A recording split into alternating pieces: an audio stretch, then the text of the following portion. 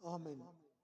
మనము ప్రభు యొక్క బలలో పాలు పొందుటకు మరి యోహాను సువార్తలోని మొదటి అధ్యాయంలో అందరికీ బాగా పరిచయం ఉన్నటువంటి వాక్య భాగమే మరి 29వ వచనం. అందరం కలిసి చదువుకుంటాము. యోహాను సువార్త మొదటి అధ్యాయం 29వ వచనము. అందరం కలిసి చదువుకుంటాము. మరునాడు యోహాను యేసు వద్దకు రాగా చూచి, ఇదిగో లోక పాపములను మోసుకొని పోవు దేవుని గొర్రెపిల్ల. కాబట్టి ఈ మాట ఇశ్రాయేలీయులకు యేసుక్రీస్తును పరిచయం చేస్తూ యోహాను చెప్పినటువంటి మాట ఇది. యోహాను ఏం చెప్తున్నాడు? మరి అనేకులు ఆయన దగ్గరకు వస్తూ ఉన్నారు. అనేకులు ఆయన దగ్గరకు వచ్చి కొన్ని ప్రశ్నలు ఆయన అడిగినారు. నీవు బాప్తిసం ఇస్తున్నావు కదా, నీవు ప్రవక్తగా, మెస్సయ్యవా, నిన్ను గురించి నీవేం చెప్పుకుంటున్నావు అని చాలా మందికి ఉన్నటువంటి సందేహాలు యోహాను దగ్గర మరి వెల్లబుస్తూ వచ్చినారు. అలాంటి పరిస్థితుల్లో మరి ఇప్పుడు యేసుక్రీస్తు ప్రభువారు ఆ జనాలతో కలిసి ఆయన కూడా వచ్చినాడు. ఆయన బాప్తిసము తీసుకునే దానికి వచ్చినాడు. మనకు అది మత్తయి సువార్త 3వ అధ్యాయంలో కనపడుతుంది. ఆయన మరి నేను నీ చేత బాప్తిసం పొందవలసిన వాడనై ఉండగా నీవు నా యొద్దకు వస్తున్నావా అని ప్రశ్నించినప్పుడు మరి యేసు ప్రభువారు ఏమంటాడంటే, నీతి యావత్తు ఇలాగూ నెరవేర్చుట మనకు తగి ఉన్నది, ఇప్పటికి కానిమ్ము అన్నాడు. ఇవన్నీ ఇప్పుడు మాట్లాడుకునే విషయాలు కావు. ఇప్పుడు నేను ఎందుకొరకు వచ్చానో అందరితో పాటు నేను కూడా మరి వచ్చాను. నాకు నీవు అందరికీ ఇచ్చినట్టుగానే బాప్తిసం ఇవ్వు. నన్ను ప్రత్యేకమైన వ్యక్తిగా నీవేమి చూడని అవసరం లేదు. నీవు నన్ను నివారించేదానికి ప్రయత్నం చేయొద్దు. నేను నీతిని నెరవేర్చడానికి ఈ భూమి మీదకి వచ్చినాను. నీతి యొక్క నియమం ఏంటంటే మరి బాప్తిసం తీసుకోవాలా. బాప్తిసం అంటే ఏమిటి? అనేకులు తమ పాపములను ఒప్పుకొనుచు యోర్దాను నదిలో అతని చేత బాప్తిసం పొందుతున్నారు. ఇది సున్నతి కాదు. సున్నతి ఎలాంటిదంటే మరి రోమా పత్రిక 2వ అధ్యాయం 29 వచనం అనుకుంటాను. అక్కడ చూస్తే రోమా 1:2:29 ఎంత చెప్పు. 29వ వచనము, రోమా 2వ అధ్యాయం 29వ వచనం. ఇక్కడ జరుగుతుంది చూడండి. ఆ దినాల్లో వాళ్ళకి ఇచ్చింది సున్నతి, ఆ సంస్కారం నేర్పించినారు. ఆయన ఆదికాండం 17వ అధ్యాయంలో సున్నతి చేసినాడు అబ్రహాముకు, ఆయన కుమారులైనటువంటి ఇస్సాకు, యాకోబులకు. తర్వాత ఆయన కూడా చేసుకున్నాడు. వాళ్ళ ఇంట్లో ఉన్న వాళ్ళందరూ కూడా గోప్యాంగ చర్మమున సున్నతి చేశారు. తరతరాలకు ఇది మీరు కట్టడగా పెట్టుకోవాలని చెప్పేసి దేవుడు వాళ్ళకి ఆజ్ఞాపించినాడు, ఆ కుటుంబానికి మాత్రమే. కానీ అది ఎందుకొరకు చేసినాడంటే ఇక్కడ దాని యొక్క భావం చెప్తున్నాడు. ఏమని? సున్నతి, ఇక్కడ గమనించండి, సున్నతి హృదయ సంబంధమైనదై ఆత్మయందు జరుగునదే గాని అక్షరం వల్ల కలిగింది ఏంటిది? అక్షరం వల్ల కలిగింది ఏంటి? అది ఏది? అబ్రహాంకు అక్షరార్థంగా చేసుకుంటున్నారు, కానీ వాళ్ళకి హృదయంలో సున్నతి లేదు. హృదయ సున్నతి వేరు. సున్నతి అంటే ఇప్పుడు మనకు అపొస్తల కార్యము 2వ అధ్యాయము 36వ వచనంలో సున్నతి జరుగుతుంది. అది నిజమైన సున్నతి. అపొస్తల కార్యము 2వ అధ్యాయము 36వ వచనం, మీరు సిలువ వేసిన ఈ యేసునే దేవుడు ప్రభువుగాను క్రీస్తుగాను నియమించెను. ఇది ఇశ్రాయేలు వంశమంతయు. అర్థమైందమ్మా? ఈ మాటలు అర్థమైతాయా? ఇప్పుడు ఏం జరిగింది? కింద ఏం రాయబడింది? కింద పుట్టినోట్లు రాయబడి, చిన్న అక్షరాలతో రాయబడి చూడండి. ఏముంటది? వాళ్ళు మేమేమి చేద్దామని అడిగినారు ఈ మాట. ఇది అన్నప్పుడు పేతురు ఏమన్నాడంటే, మీరు క్రీస్తును సిలువ వేశారు, ఆయనే రక్షకుడు, ఆయనే విమోచకుడు, మీరు ఆయన గుర్తుపట్టక సిలువ వేసినారు అని అన్నాడు. అనగానే వాళ్ళు ఏమంటున్నారు? ఏమన్నారా? కింది వచ్చిన చదవండి ఆ 20. హృదయములో నొచ్చుకొని, ఇది కోస్తే ఏమవుతుంది అమ్మా? కోస్తే ఏమవుతుంది? కోస్తే నొప్పి వస్తుంది కదా. ఇప్పుడు మీరు ఈ క్రీస్తును సిలువేసింది ఎవరు? మీరు అనగానే వాళ్ళ యొక్క కాన్సెప్ట్ వాళ్ళు ఏం చేస్తున్నారు అంటే, మెస్సయ్య వస్తాడు, మమ్మలను విమోచిస్తాడు, మెస్సయ్యను మాకు రాజుగా ఉంటాడు, ఆయన మమ్మలను ఒక ఉన్నతమైన స్థితికి తీసుకొస్తాడని ఇశ్రాయేలులో ప్రతి వాడు నమ్మిన సత్యం అది. ప్రతిరోజు ఎదురు చూస్తున్నారు ఆయన కొరకు. ప్రతిరోజు ఎక్కడ పుడతాడా, ఎక్కడ వస్తాడని ప్రతి వాడు కనిపెడుతూనే ఉన్నాడు. ప్రతి వాడు కనిపెడుతూనే ఉన్నాడు. ఆయన వచ్చేసాడు. ఈయన ప్రకటించుకున్నాడు కూడా. తనకు ముందుగా దూత వచ్చి ఏం చేసినాడు ఈయన? ఇప్పుడు ఇందాక మనం చదివిన సంగతి అదే. ఆయన ఏం చెప్పినాడు? ఇదిగో లోక పాపములను మోసుకొని పోయి దేవుని గొర్రెపిల్ల ఈయనే క్రీస్తు అని చెప్పినాడు, పరిచయం చేసినాడు. కానీ ఎవరికి ఎవరికి ఎలగలేదు కనుక, ఎలగక ఏం చేశారు అన్న ఆయన్ని? నువ్వు మనుషుడవై ఉండి దేవుడు అని చెప్పుకుంటున్నావు అని చెప్పి కోపంతో ఆయన సిలువేసినారు. ఆ సంగతి చెప్తున్నాడు ఇప్పుడు ఇక్కడ. ఏమని? మీరు సిలువ వేసిన ఈ యేసునే దేవుడు ప్రభువుగాను క్రీస్తుగాను నియమించినాడు. ఇది ఇశ్రాయేలు వంశం అంతా తెలుసుకోవాలని చెప్పగానే అయిపోయిందిగా. ఇంకేం వచ్చినట్టు చంపేస్తే ఇంకేం చేయాలి మనం? ఇప్పుడు అసలు మన కొరకే వచ్చినాడు కదా, విమోచించడానికి వచ్చినాడు, విడిపించడానికి వచ్చినాడు. ఇప్పుడు ఆయననే మనం ఇంతకాలము ఎంతో కాన్సెప్ట్తో ఎదురు చూసినాం కదా. ఇప్పుడు ఆయన ఏం చేసినా మనం? అయ్యో ఇప్పుడు ఏం చేయాలి? మరి ఏం చేయాలా అడుగుతున్నా. అది పొడవబడడం అంటే హృదయంలో ఏమైంది? క్రీస్తు యొక్క మరణము వాళ్ళని ఏం చేసింది? పొడిసింది, పొడవబడింది. అది హృదయంలో జరిగే సున్నతి. ఇప్పుడు ఏం చేయాలా అంటే, ఇప్పుడు చేయాలంటే ఏంటి? అయిపోయింది, దారి మూసుకుపోయింది. ఆయన కొరకు ఏదైతే ఎదురు చూసినారో, ఏదైతే అనుకున్నారో అవన్నీ ఫెయిల్ అయిపోయినాయి వీళ్ళ ఆలోచనలన్నీ. ఇప్పుడు ఏం చేయాలా అంటే, వీళ్ళు కొత్త మార్గాన్ని ఎంచుకుంటున్నారు. ఇప్పటిదాకా చేసింది మూర్ఖత్వము, మొండితనము, అంధత్వము, తెలిసి తెలియక మోసపోయినటువంటి మనసుతో చేసినటువంటి ఈ తప్పిదాలకి ఇప్పుడు ఏం చేయాలి మేము? ఇది మారు మనసు అంటారు. దాన్ని ఏమంటారు? ఇప్పుడు మేమేం చేయాలంటే ఆయన చెప్తున్నాడు. ఇంకేం చెప్పాడు చూడండి అక్కడ.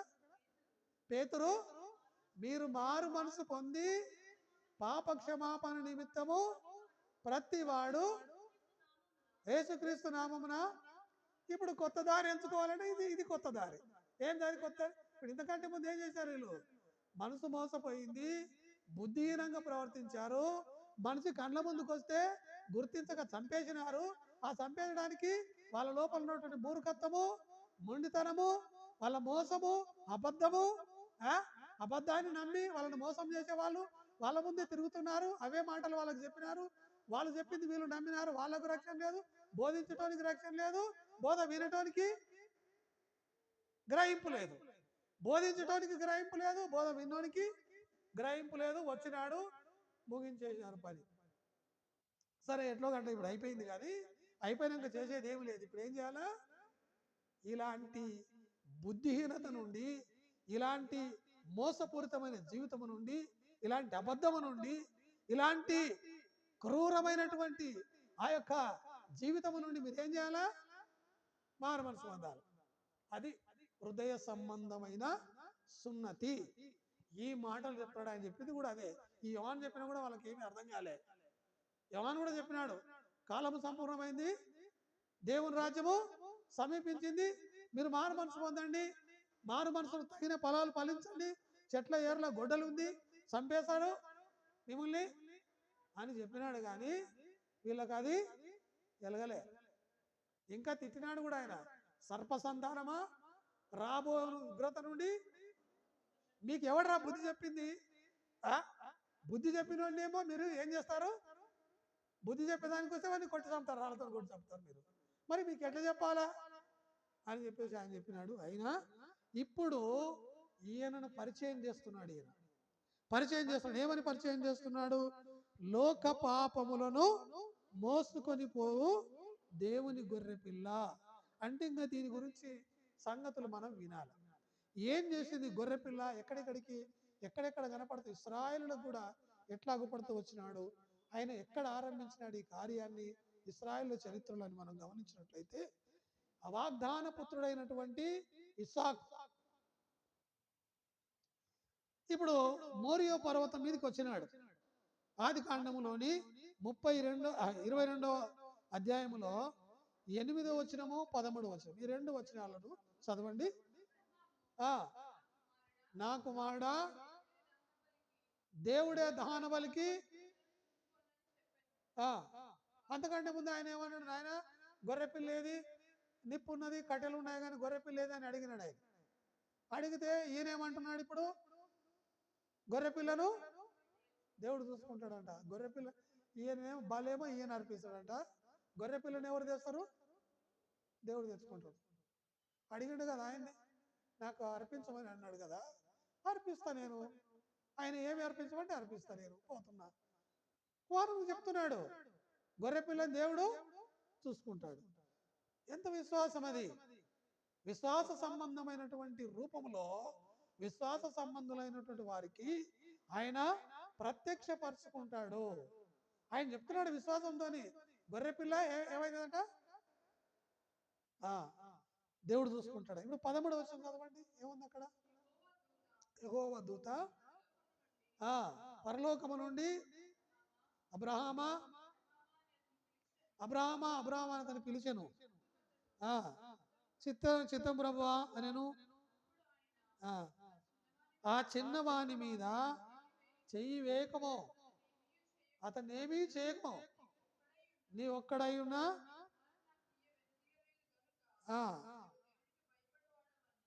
13వ వచనం చదివి 13వ వచనం చదివామ్మా. 13వ వచనమే చదువు కరెక్ట్గా. అప్పుడు అబ్రహాము కనులెత్తి చూడగా కొమ్ములు తగులుకొని ఉన్న ఒక పొట్టేలు. ఎవరు తెచ్చినారు ఈ గొర్రెపిల్ల నీడికి? దేవుని దూత తీసుకొచ్చాడు గొర్రెపిల్ల. చెప్తున్నాడు గొర్రెపిల్ల వెనకాల ఉంది. ఆయన చెప్పాడు కానీ నీవు ఆ గొర్రెపిల్లను ఆయన చంపేసేది ఎవరిని? ఆయనకు ప్రాయశ్చిత్తం చేయాలా. ప్రాయశ్చిత్తం చేయాలంటే ఏం చేయాలా? ఆయనకు పాపం అంటుకుంది. వాక్యానుసారంగా పుట్టినవాడే కానీ ఏమంటుకుందంటే ఆయనకు, ఎవరికి? పాపములో పుట్టినవాడను పాపములోనే, వాగ్దానములో వాక్యముతో పుట్టినవాడు అయినప్పటికీ పాప శరీరములో జన్మించాడు కాబట్టి ఆయనకు కూడా ప్రాయశ్చిత్తం అవసరమైంది. ఆ ప్రాయశ్చిత్తం చేసేదానికి దేవుడే గొర్రెపిల్లను ఎక్కడ తీసుకొచ్చినాడు? పర్వతం మీదకి తీసుకొచ్చి కట్టేసినాడు. అక్కడ ఉంది కనుక ఇప్పుడు ఇసాకుకు విడుదల కలిగించడానికి, ఇసాకును విమోచించడానికి పర్వతం మీదకి బలి అవ్వడానికి వచ్చినాడు. అది గొర్రెపిల్ల, లోక పాపములను మోసుకొని పోయే దేవుని గొర్రెపిల్ల. ఆయన వచ్చేసి ఇంకా సంతోషముతో నా కుమారునికి ఈ గొర్రెపిల్ల యొక్క బలి ద్వారా నా కుమారునికి విమోచన వచ్చింది, విడుదల వచ్చింది అని చెప్పేసి అబ్రహాముకు అలాంటి కృపను దేవుడు అనుగ్రహించడం ద్వారా గొర్రెపిల్లను ఇస్సాకు బదులుగా అర్పించేశాడు. అయిపోయింది. ఆ వ్యక్తి కొరకు వాగ్దానమును ఎవరైతే వాగ్దాన సంబంధమైనటువంటి దేశంలోనికి ప్రవేశించడానికి ఎవరైతే ఉంటున్నారో వాళ్ళందరి కొరకు, అందరు ఏమంటే ఇంకా లోకం అంతా కూడా ప్రతి వాడు ఎవడు నశించుట ఆయనకు ఇష్టము లేదు కనుక ప్రతివాడు రక్షణ పొంది సత్యమును గూర్చిన అనుభవం జ్ఞానం కలిగిన వారుగా ఉండాలని నిశ్చయించిన వాడై ఆయన లోక పాపములను మోసుకొని పోయే దేవుని గొర్రెపిల్లగా ఈ లోకానికి వచ్చాడు. తరువాత నిర్గమాకాండం, ఆ జనమంతా పెరిగింది. జనమంతా పెరిగిన తర్వాత వాళ్ళ కొరకు ఏర్పాటు జరిగింది. చూడండి, నిర్గమకాండం 12వ అధ్యాయము 3వ వచనము 6వ వచనం 5వ వచనం 6వ వచనం. నిర్గమకాండంలోని నిర్దోషమైనటువంటి ఏడాది గొర్రె పిల్లను తీసుకొనవలెను. గొర్రెల్లో నుండి చాలు. తర్వాత ఇప్పుడు 5-6 వచనాలు, 5-6 వచనాలు చూడండి మా. ఆ గొర్రె పిల్లను తీసుకొని ప్రతివాడు, ఇక్కడ గమనించండి, ఇశ్రాయేలీయులలో ప్రతి వాని కొరకు వధించబడినాడు. అంటే వాగ్దాన దేశములో ప్రవేశించే ప్రతి వ్యక్తి కొరకు ప్రతి వాడు తీసుకోవాలా గొర్రెపిల్లను. అంటే ఎవరైనా సరే ఏ కుటుంబము విడిచిపెట్టబడడానికి లేదు. ప్రతి వాని కొరకు మరి రక్త ప్రోక్షణము జరగాల. రక్తము చిందించకుండా పాప క్షమాపణ కలగదు. ప్రతి వాని కొరకు, ఇశ్రాయేలులో ప్రతి వాని కొరకు. ఎందుకంటే ఐగుప్తులో ఏమైంది వీళ్ళకు? ఐగుప్తులో అనేకమైనటువంటి మలిన సంబంధమైనటువంటి విషయాలన్నీ ఈ జనాంగానికి అంటుకున్నాయి.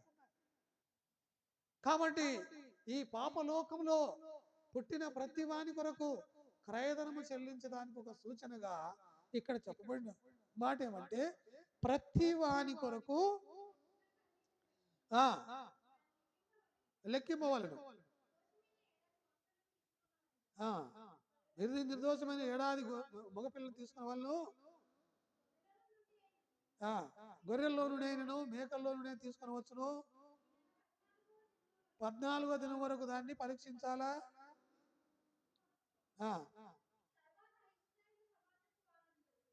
తర్వాత ఇశ్రాయేలు సమాజపు వారందరూ తమ తమ కూటములలో సాయంకాలమున దాన్ని చంపి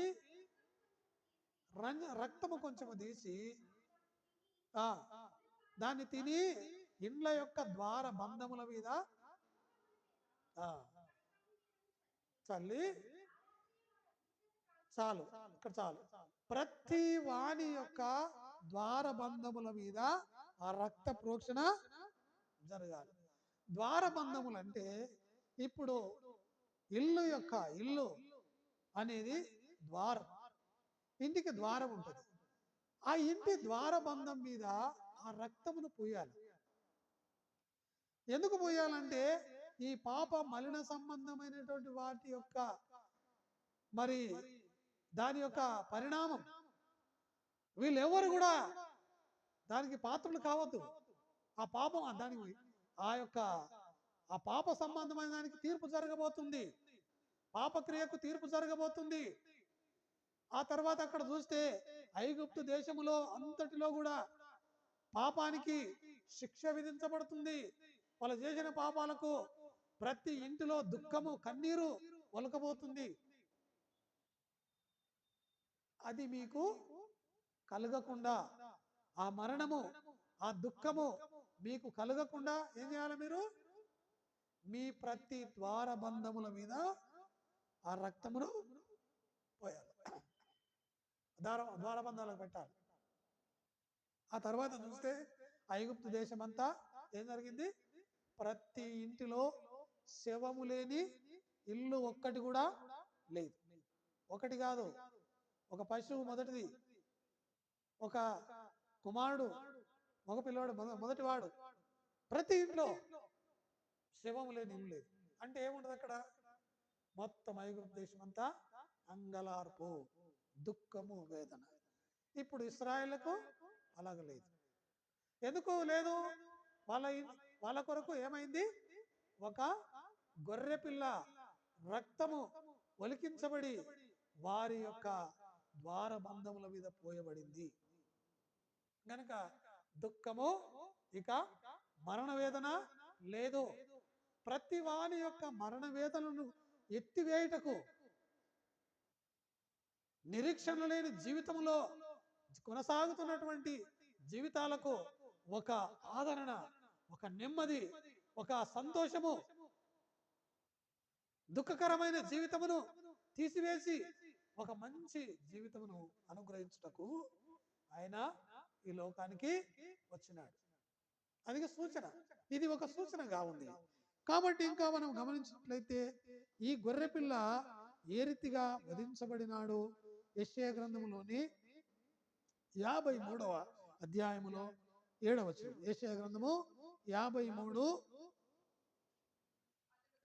ఈయన గురించి చెప్పబడినటువంటి మాట ఏమిటంటే, అతడు దౌర్జన్యము నొందెను, బాధింపబడినను, నోరు తెరవలేదు. వదకు తేబడిన గొర్రె పిల్లయు బొచ్చు కత్తరించు అని ఎదుట. ఎందుకు అట్లా చెప్పినాడు యోహాన్ అంటే, ఈయన సర్వలోక మానవాళి యొక్క పాపములకు ప్రాయశ్చిత్తం చేసేదానికి తనకు ఎంత హింస, అలాంటి అవమానము, నింద, మరణము ఇవన్నీ తన మీద పడి ఆయనను చీల్చి చెండాడి తుత్తునీలుగా చేసినప్పటికీ ఎట్లున్నాడంట? మౌనముగా, మౌన గొర్రె పిల్ల. అందుకే చెప్పాడు, ఈయన మనందరి కొరకు మౌనముగా మరణాన్ని భరించడానికి వచ్చినవాడు అని చెప్పాడు. వాళ్ళకు అర్థం కావాలి, వాళ్ళకి అర్థం కాలే. ఇట్లా చెప్పినా కానీ కూడా ఏమి, ఇప్పటికి కూడా చాలా మందికి అర్థమే కాదు. ఎంతసేపు విన్నా కానీ కూడా, ఎంతసేపు వచ్చినా కానీ కూడా ఏం అర్థం కాదు. వచ్చినాం పోయినాం అంతే. అదా వచ్చినట్టు సచ్చిన మొగాల్లాగా వేసుకొని వచ్చాము పోతాం అంతే. వచ్చినాం పోయినాం అంతవరకే. కానీ దాంట్లో ఏముంది, అది ఎందుకంటే చేసినాడు. ఆయన చెప్పే మాటలు, గొర్రెపిల్ల అంటే మనిషిని పట్టుకొని గొర్రెపిల్ల అంటే అసలు ఈయనకు బుర్ర ఉందా అంటారు ఎవరు చూస్తే. ఈయన చూస్తేనేమో రాజటీవితో, వైభవముతో, ఎంతో అలంకారమైనటువంటి మంచి డ్రెస్ వేసుకొని పైనుండి కింది వరకు నిలువుటం చేసుకొని ఆయన నడుచుకుంటూ పోతా ఉంటే, ఆయన చూసి ఈయనేమంటున్నాడు? గొర్రెపిల్ల అంటున్నాడు. ఏమర్థమైంది అంటే మనం చెప్తే. అందుకొరకే ఈ బైబిల్లో అన్ని అర్థం కాని మాటలే ఉంటాయి, ఏం అర్థం కాదు. ఉదయకాలం నేను ఒక వాక్య భాగాన్ని చదువుతూ ఉన్నప్పుడు నా మనసులో ఎన్ని ఆలోచనలు వచ్చినాయో నేను చెప్పలేను. అరే ఇదేంటి ఇట్లుంది, అసలు దేవుడు ఇట్లా ఎందుకు అన్ని నాయ అంటాడు, అన్ని చేయమంటాడు, అది కొడతా అంటాడు, ఇది చేస్తాడు, ఇది ఏంటి, ఇది అర్థం కాలేదు. అట్లా బాగా మనసంతా కలవరం అయిపోయి కొంచెం ప్రార్థన చేయకుండా కూర్చున్నా. అంటే కమ్మున కనిపెట్టుకొని కూర్చున్నా. కనిపెట్టి ఏంది ప్రభువా ఇది, నేను సర్వశక్తుని మంతుని అంటావు, మరి ఇదేంది, ఈ ప్రజలను కొట్టడం ఏంది, వీళ్ళను శిక్షించడం ఏంది, మళ్ళా వాళ్ళను బాగా చేస్తా నీవే చెప్తావు, ఇవన్నీ ఏంది ప్రభువా అంటే ఇంకా కొద్దిసేపు నాకు చాలా ఇదనిపించింది. ఏంటి ఇట్లాంటి చాలా కాంట్రవర్సీగా ఉన్నటువంటి ఈ అంశం ఏంటి అని చెప్పేసి అనుకొని నేను మౌనముగా ఉంటే దేవుడు ఒక సందర్భం మాట్లాడినాడు. ఒరే బాబు, ఇదంతా ఒక మోడల్ను తయారు చేసేదానికి, ఏదైనా ఒక వస్తువు, మంచి వస్తువు తయారు చేసేదానికి ఒక మోడల్ను తయారు చేయాలంటే చాలా శ్రమ అవుతుంది. దానిలాగా వేరే వస్తువు తయారు చేసినప్పుడు ఈజీగా అవుతుంది, టపటప్ అయిపోతాయి అవి. కానీ ఈ మోడల్ ఉంది చూడు, ఈ మోడల్ అంటే ఒక ప్రింట్ తయారు చేసేదానికి రకరకాల అన్వేషణలు చేయాల్సి వస్తుంది, రకరకాల ప్రయత్నాలు చేయాల్సి వస్తుంది. రకరకాల ప్రయత్నాలు చేసి దానికి ఒక రూపాన్ని తీసుకురావడానికి చాలా శ్రమ పడాల్సి వస్తుంది. అయితే తయారయ్యేటప్పుడు టపా దానిలాగా టపా అన్నీ ఎన్నో తయారైపోతూ ఉంటాయి. అదిరా ఇది ఇక్కడ చేసింది నేను, అన్ని నా చేతిలో ఉన్నప్పటికీ కూడా మానవాళిని సిద్ధం చేసేదానికి ఈ బైబిల్లో ఇట్లాంటి అన్ని చాలా కాంట్రడిక్షన్గా ఉన్నటువంటి విషయాలన్నీ నేను పొందుపరిచాను. అవి నీకు అవసరం లేదు, అది నీకు ఇంపార్టెంట్ ఏదైతుందో నువ్వు చూసుకో, నీవు చూసుకో, ఇవన్నింటి గురించి నీవెందుకు ఆలోచిస్తావని నాతో మాట్లాడుతూ ఉంటే నాకు చాలా ప్రాణం తేలికైపోయింది. నాకు చాలా తేలికైపోయింది. మనకెందుకు ఇవన్నీ, ఎంతో పెద్దదాన్ని మనము ఈ చిన్న దాంట్లో పెట్టాలంటే అది దాంట్లో పట్టేది కాదు.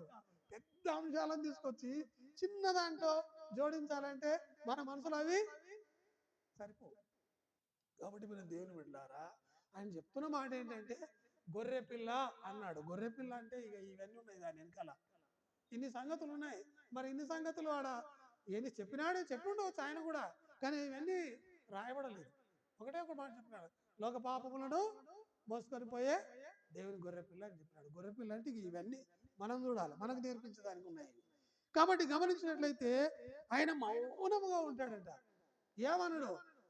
అందుకే పిలాతు అడిగితే ఏం చెప్పి, నీకు మాటలు రావా? మాట ఎందుకు రావా? ఆయనకు చాలా మాటలు వస్తాయి. అసలు మాటలలో ఆయనతో మాట్లాడడానికి చేత కాదు ఎవరికి. కాలుకేస్తే ఏలుకేస్తాడు, ఏలుకేస్తే కాలుకేస్తాడు. ఆయనతో మాట్లాడడం ఎవరికి చేత కాదు. అట్లాంటి మాటకారే ఆయన. ఈ మనుషుడు మాట్లాడినట్టు ఎవడు మాట్లాడలేదని చెప్పుకున్నారు చూసిన వాళ్ళంతా. ఈ సమయానికి, ఈ వధించబడేటటువంటి సమయానికి వచ్చేటప్పటికి ఏం మాట్లాడకుండా మౌనంగా ఉన్నాడు. ఏమయ్యా నువ్వు మాట్లాడవంటే ఏమన్నాడు? మాట్లాడు, మా గమ్మున ఉంటాడు, ఏమంటాం లేదు. ఎందుకంటే మనందరి పాపములకు ఏం చేయాలైనా మౌనము వహించి మన పాపాలకు ప్రాయశ్చిత్తం చేయాల. అది పాపము చాలా తీవ్రమైనటువంటిది. ఈ జనాలనందరినీ ఒక ప్రవాహంలో తీసుకొని పోతా ఉంది.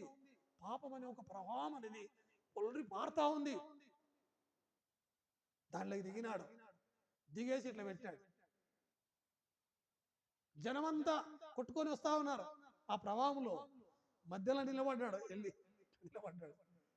ఈ దారికి ఆ దారికి పెట్టినాడు. పెద్ద ప్రవాహం అది. ఈ దారికి ఆ దారి నిలబడ్డాడు. వచ్చిన వాళ్ళందరూ అట్లా అడుకొని ఇట్లా పెడతాడు. దీని మీదకి నడుచుకుంటే అటు వెళ్ళిపో, దీని మీదకి నడుచుకుంటే అటు వెళ్ళిపో. అది ఆయన చేస్తున్న పని. మౌనంగా వెళ్ళి ఆ యొక్క అనేకులు ఆ ప్రవాహంలో, పాపం యొక్క ప్రవాహంలో కొట్టుకొని నాశనానికి వెళ్ళిపోతా ఉంటే ఆ మురికి ప్రవాహంలోనికి దిగి అక్కడ నిలబడ్డాడు. అందరూ ఆయన హస్తముల మీద నడుచుకుంటా వెళ్ళి అవతలకి ఇవతలకి దాడుతా ఉన్నారు. ఈ హస్తం ఇక్కడ దాకినాడు, ఈ పై పట్టుకొని అవతలకి ఎక్కుతున్నాడు, ఇటు పట్టుకొని యువతలకి ఎక్కుతున్నాడు. మోసుకుని అందరినీ దాటిస్తున్నాడు ఆ ప్రవాహంలో నుంచి. ఇది ప్రేమైన దేవుని బిడ్డలారా, పారుతున్నటువంటి ఆ పాపపు యొక్క ప్రవాహం అనేది అనేకులు సర్వమానవాళిని కొట్టుకొని పోతా ఉంది. ఆయన వచ్చి ఆ ప్రవాహంలో నిలబడి ఆ దరికి ఈ దరికి చేతులు పెట్టాడు. అనేకులు వచ్చి వాటిని తట్టుకొని, వాటిని తాకుకొని, దాన్ని పట్టుకొని అవతలికి దాటుకుంటున్నారు, ఎక్కుతున్నారు. అవతల గట్టుకు ఈ గట్టుకు ఎక్కుతా ఉన్నారు. ఎక్కండి, లోక పాపములను మోసుకొని పోయే దేవుని గొర్రెపిల్ల, నీ భారము నా మీద వేయమంటాడు. నీ భారము, ఆయన నిన్ను గురించి చింతిస్తున్నాడు గనక నీ చింత యావత్తు ఆయన మీదే. నీ పనుల భారము యెహోవా మీద ఉంచుము, మోపము అని ఉంది. కాబట్టి ఆ రీతిగా నిన్ను నన్ను దరి చేర్చడానికి ఆ పాపపు యొక్క ప్రవాహంలోనికి దిగినాడు. ప్రేమైన దేవుని బిడ్డలారా, ఇది చాలా అద్భుతమైనటువంటి విషయం. మనకు తెలియదు, అనేకమైనటువంటి పాప జీవితంలో మనము కొట్టుకొని పోతా ఉన్నాము. అనేకులు ఆయనను తట్టుకొని బయటికి వెళ్ళేటటువంటి వసతిని కల్పించాడు. వారధిగా ఉన్నాడు. సర్వమానవాళి పాపం నుంచి గట్టెక్కడానికి ఒక వారధిగా ఉన్నాడు.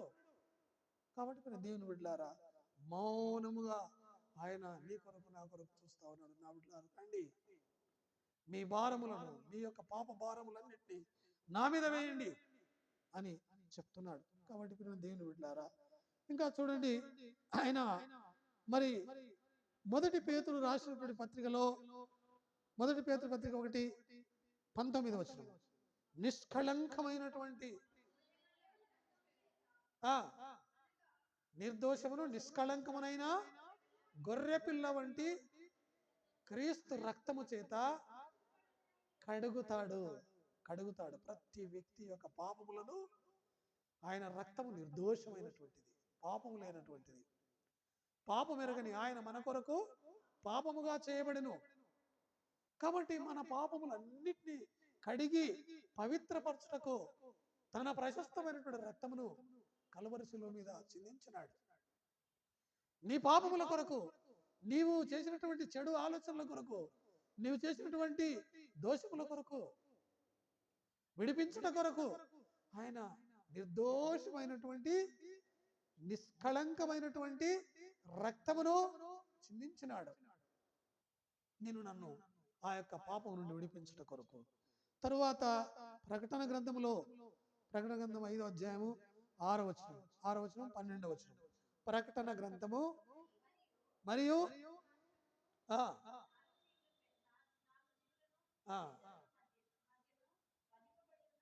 వధించబడిన గొర్రెపిల్ల, వధించబడిన గొర్రెపిల్ల నిలిచి ఉంట చూసి తిని 7 కొమ్ములను 7 కన్నులను ఉంటాయి. అట్లా గొర్రె పిల్లలకి 7 కన్నులు 7 కొమ్ములు అట్లా కనపడతాయి మనకు. అంటే ఇవన్నీ ఆయన పరిపూర్ణమైనటువంటి విడిపించుటకు, పరిపూర్ణముగా మనిషిని రక్షించుటకు, పరిపూర్ణంలో చేయుటకు ఆ 7 అనేటటువంటి మాట 7 మరి కన్నులు ఉన్నాయి అంట. 7 కొమ్ములు ఉన్నాయి అంటే కొమ్ము విజయానికి, ఈ భూమి మీద నీకు విజయం ఇచ్చేదానికి 7 కొమ్ములు నీవి విజయానికి సాదృశ్యంగా ఉన్నాయి. కాబట్టి ఆయన 7 నేత్రములో నిన్ను ప్రతి విషయములో నీకున్నటువంటి పరిస్థితులన్నింటినీ కూడా చూసి గమనించి నీకు సహాయపడటకును సూచనగా ఉంటున్నాడు. కాబట్టి వధించబడిన గొర్రె పిల్లగా, వధించబడి నీ ప్రతి పరిస్థితిని గమనించి నిన్ను దరి చేర్చుటకు, నిన్ను ఆదరించుటకు, నిన్ను ధైర్యపరచుటకు, ఇవన్నీ కూడా ఆయన ఈ రీతిగా ఉన్నాడు. లోక పాపములు మోసుకొని పోయే దేవుని గొర్రె పిల్ల యొక్క స్థితి ఇది. ఇస్సాకు కొరకు వెళ్ళినాడు, ఇశ్రాయేలు ప్రతి కుటుంబం కొరకు వెళ్ళినాడు. ఇక్కడ గమనించినట్లయితే మరి ఇంకొక మాట యెషయా గ్రంథంలోని 53వ అధ్యాయము 53:11 యెషయా గ్రంథం 53:11 వచనాలు చూసుకొని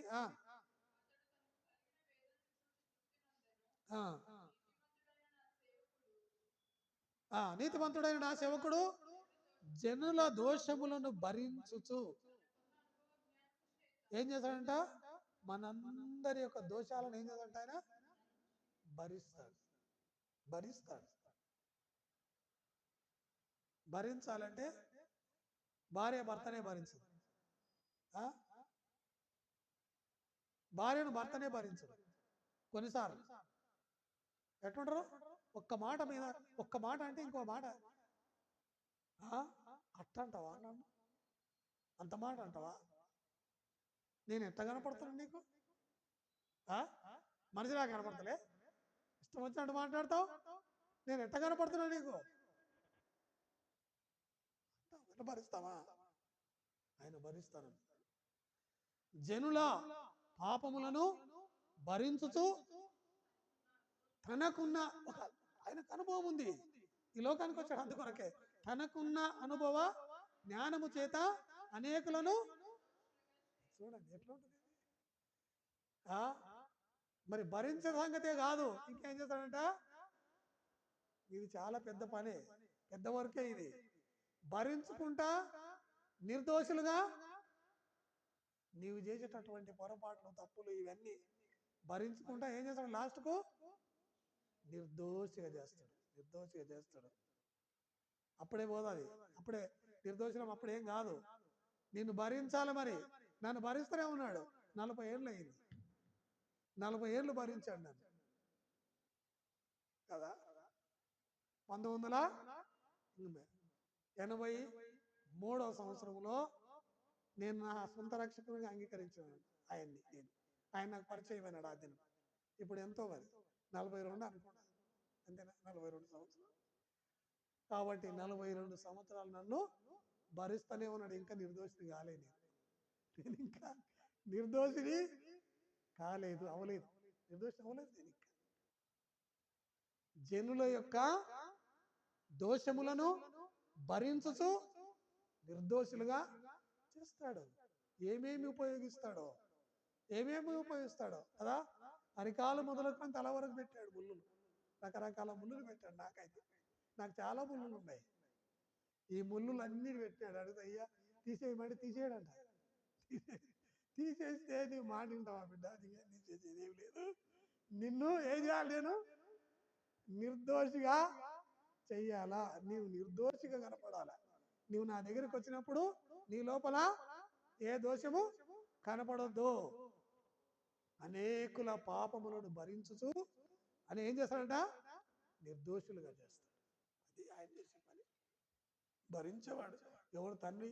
తల్లి బిడ్డనే భరించదు, బిడ్డను తల్లి భరించదు. భార్య భర్తను భరించదు, భర్త భార్యను భరించదు. ఆయన ఏమంటాడు, అనేకుల జనముల యొక్క దోషములను భరించుతూ తనకున్న అనుభవ జ్ఞానము వేరు, జ్ఞానం వేరు, అనుభవ జ్ఞానం, థియరీ పార్ట్స్ వేరు, ప్రాక్టికల్ పార్ట్స్ వేరే ఉంటుంది. ప్రాక్టికల్ వేరే ఉంటుంది, థియరీ వేరే ఉంటుంది కదా. నేను మనకు చెప్పాల్సిన అవసరం లేదు, నాకు అన్ని తెలిసినవే. థియరీ ఎట్లుంటుంది, మనం అక్కడ ఆగి కూర్చొని ఆయన చెప్పేదంతా రాసుకోవచ్చు, పూసుకోవచ్చు, చూడవచ్చు. ప్రాక్టికల్ కాడికి పోయినప్పుడు ఉంటుంది సంగతి. పిహెచ్డి చేసినాడంటే ఒక ఆయన, పిహెచ్డి చేసిన తర్వాత ఒక ఆయన అడిగినాడు, ఏమని అడిగినాడంటే పల్లీలు ఎంత లోతులో వేస్తే పంట వస్తుంది అని అడిగినాడంట. ఆయన ఏముంది అట్లా చల్లి దున్నితే వచ్చేస్తాయి అని చెప్పాడు. ఆ అడిగిన ఆయనకు ప్రశ్న అడిగిన ఆయనకు సాటిస్ఫాక్షన్ లేక అక్కడ ఒక మామూలు సాధారణ వ్యవసాయదారుడు కూర్చున్నాడు, చదువుకోలే. వాడిని అడిగినాడు, అయ్యా పల్లీలు ఎంత లోతులో వేస్తే అది పంట వస్తుంది చెప్పు అని అంటే ఆయన అన్నాడంట, కనీసం ఒక 6 అంగుళాల లోపల వేయాలి, ఇంత లోతు వేయాలి. ఆయన 6 అంగుళాలు ఆయన చెప్పని కూడా రాదు, అయ్యా ఇంత లోతు వేయాలని చెప్పినాడంట. అదెంత, ఇది 3, ఇది 3, ఇంత చెప్పినాడు ఆయన. ఈ 2 కలిపితే ఎంత అవుతుంది, 6 అవుతుంది. అంటే ఆయన ఇంత లోతులో పడితేనే అది పంట వస్తుందా, లేకుంటే రాదు అని చెప్పినాడు ఆయన. ఇప్పుడు ఎవరు ఎక్కువ ఆన్సర్ కరెక్ట్ చెప్పినారు? ఆయనకేం తెలుసు? ఆయనకి థియరీ తెలుసు, ప్రాక్టికల్ తెలియదు ఆయనకు. పిహెచ్డి చేసినా కానీ కూడా ఆయనకు ప్రాక్టికల్ నాలెడ్జ్ లేదు, ప్రాక్టికల్ వేరు. ఈయన ఏమంటున్నాడు ఇక్కడ, తనకున్న అనుభవ జ్ఞానము చేత ఆయన సమస్త విషయములలో మనవలనే శోధించబడినను పాపము లేనివాడుగా ఉండెను అని ఉంది ఎబ్రీ పత్రికలో. కాబట్టి ఆయన సమస్త విషయములలో మనవలనే శోధించబడినను పాపము లేనివాడుగా ఉన్నాడు. కనుకనే ఇప్పుడు ఏం రాయబడింది ఇక్కడ, తనకున్న అనుభవ జ్ఞానము చేత అనేకులను నిర్దోషులుగా చేస్తాడు. అది ఆయన దగ్గరకు వస్తే ఆయన నిన్ను భరించి నీ పరిస్థితులన్నింటినీ అర్థం చేసుకొని నీతో ఉంటూ నిన్ను మోస్తూ నీవు చేసే ప్రతి పరిస్థితిని చూస్తూ ఉంటాడు, ఓపికతో సహిస్తూ ఉంటాడు. ఎట్లయితే బాగైతుందబ్బా ఇది, ఈ మనిషి ఎట్లయితే బాగైతాడు, ఈ వ్యక్తి ఎట్లయితే ఈయనను నిర్దోషిగా చేయాలా అని ఎడతెగకుండా నీ విషయంలో నా విషయంలో ఆయన ఆలోచన చేస్తూ అంతకంతకు నిన్ను తన యొక్క రూపములోనికి లేక పరిశుద్ధునిగా నిర్దోషిగా చేస్తాడంట. కాబట్టి మనం దేవుని బిడ్డలారా, ఇవన్నీ కూడా మనం చాలా సంగతులు ఉన్నాయి, ఇవన్నీ ఈయన గురించి చెప్పాలంటే. కాబట్టి అనేక సార్లు చెప్పుకున్నాము, మనసులో ఉంచుకుందాం. కాబట్టి తనకున్న అనుభవ జ్ఞానం చేత అనేకులను నిర్దోషులుగా చేస్తాడు. ఆయన మన దారిలో వెళ్ళాడు, మనం జీవించిన భూమి మీదనే జీవించాడు. మనలాగానే ఆయన కూడా ఆకలైంది, మనలాగానే దాహం అయింది, మనలాగా నిద్ర వచ్చింది ఆయనకు కదా. అన్నీ మనకున్న అనుభవాలన్నీ ఆయనకున్నాయి. మానవ సంబంధమైన ప్రతి యేసుప్రభు దేవుడైతే ఆయనకి ఎందుకు ఇట్లా జరగాల అని ప్రశ్నలు వేసే వాళ్ళు ఉన్నారు. మరి అనుభవం నేర్చుకోవాలంటే ఏం చేయాలి? ప్రాక్టికల్ చేయొద్దు. ఆయన ప్రాక్టికల్ కొరకు వచ్చిన వీడికి ముందేమో థియరీ చెప్పినాడు, ఏదది ధర్మశాస్త్రం అంతా చెప్పాడు కదా. ఆ కొండ మీద చెప్పింది అంత ఏంటిది ఇది, అది బోధ, థియరీ అది. కానీ ఇప్పుడు వీటికి వస్తే నీకు ఆ సంగతి అసంగతి తెలుస్తుంది. మానవుడు ఎంత కష్టపడతాడో, మానవునికి ఏమేమి బలహీనతలు ఉంటాయో కిందికి వచ్చి చూస్తే తెలుస్తుంది, నీకు అర్థమవుతుంది అన్నట్టుగా వచ్చినాడు ఈ లోకానికి. వచ్చి అనేకుల పాపములను భరించుతూ తిరుగుబాటు, ఇంకేం రావిడంటే తిరుగుబాటు చేసిన వారి గురించి ఆ యెషయా గ్రంథంలో అక్కడే 53వ అధ్యాయంలో రాస్తారు, చూడండి. తిరుగుబాటు చేసిన వారిని గురించి విజ్ఞాపన చేశాడట. అనేక పాపములను భరించుతూ తిరుగుబాటు చేసిన వారి గురించి విజ్ఞాపన చేశాడట. 53:12 వచ్చింది. 53:12లో అనేకుల పాపములను భరించుతూ తిరుగుబాటు చేసిన వారిని గురించి విజ్ఞాపన. అంటే దేవుని ఉగ్రత కూడా మన మీద పడకుండా, దేవుని ఉగ్రత కూడా మన మీదకి రాకుండా ఏం చేస్తున్నాడు? ఇక్కడ సిద్ధపరిచే పని ఒకటి పెట్టుకొని ఇంకెక్కడైనా తప్పిపోతే దేవుని ఉగ్రత వాళ్ళ మీద పడతాదేమో అని ఆ ఉగ్రతను అడ్డుకుంటూ ఈ వర్క్ చేస్తున్నాడు. పైనుండి పడే ఆ ఉగ్రతను భరించుతూ నిర్దోషులుగా చేసే పని చేస్తూ ఇంకేం చేస్తున్నాడంట, తిరుగుబాటు చేసిన వారి గురించి అయ్యా కొంచెం ఆగా, కొంచెం అంత చేయొద్దు, వాళ్ళ కొరకు కొంచెం ఆగు, ఉగ్రత గుమరిస్తుంది. ఏముంది, మట్టి పురుగులు అంతే, అవి మాడి మసి అయిపోతాయి. అట్లా చేయవద్దు, వాళ్ళకి చాలా కొంత ఓపిక కలిగి నేను చేస్తానులే అని ఆ యొక్క వరమ నుండి వచ్చినటువంటి ఆ ఉగ్రతను ఆపుతూ ఆయన ఆడితే కొనసాగుతున్నాడు. దేవుని బిడ్డలారా, ఇలాగా యేసుక్రీస్తు మన కొరకు చేసినటువంటి ఈ లోక పాపములను మోసుకొని పోయే దేవుని గొర్రెపిల్ల అయినటువంటి దేవుని కుమారుడైన యేసుక్రీస్తు మన కొరకు ఇలాంటి కార్యములు చేసి మనందరినీ ఒక దినము తన ఎదుట పరిశుద్ధులుగా నిర్దోషులుగా నిలబెట్టడానికి ఈ కార్యం ఎడతేయకుండా నీడలు నాయకులు జరిగిస్తున్నాడు. కాబట్టి ఆయన యొక్క మరి ప్రశస్తమైనటువంటి రక్తము చేత మనము కడగబడి పరిశుద్ధపరచబడి మనము సిద్ధపడాలి. ఆర్థిక సిద్ధపడడానికే ఆయన ప్రశస్తమైన రక్తము మన మధ్యలో ఉంచినాడు. ఆ రీతిగా మనం మరి తలంచుకొని ఆయన యొక్క ప్రేమను, ఆయనకు ఉన్నటువంటి ఆ శక్తి సామర్థ్యములను జ్ఞాపకం చేసుకొని ప్రభు యొక్క బలంలో పాలు పొందాము. దేవుడి మాటలు దీవించుగాక. ప్రార్థన చేసుకుంటాము.